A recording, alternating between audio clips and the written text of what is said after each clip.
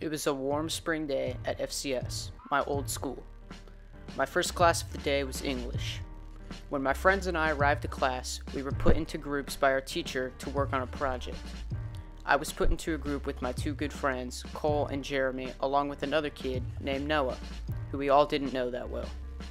We began to work on our project when we asked our teacher if we could borrow a tape measure to use on our project. Once our teacher gave us the tape measure, we measured what we needed to and then began to mess around. We got off track and started to whip each other with the tape measure. Finally, our teacher had enough and called me and Jeremy to the front of the room to talk to us about our behavior. Meanwhile, my friend Cole had no idea what was going on and continued to whip objects with the tape measure. My teacher then stopped and yelled out at Cole to stop. Then she told all three of us to go to the office. At my old school, there was a place you had to go for misbehaving.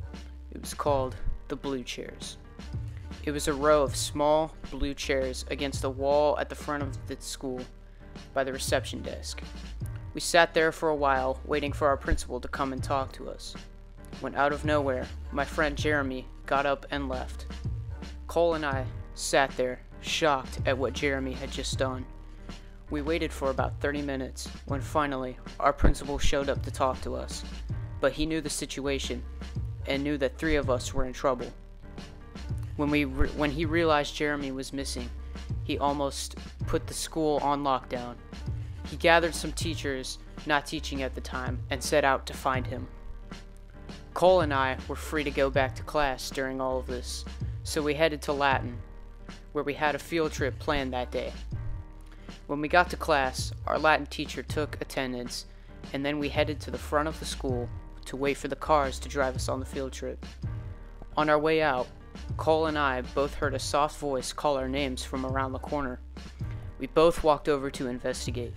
It was Jeremy, who had been gone for at least an hour. But right as he began to talk to us, our principal came around the corner and took Jeremy away to the office. We didn't see Jeremy for a week after that, until one day he showed up to class. We all thought he had been expelled, but he told us he was only suspended for a week.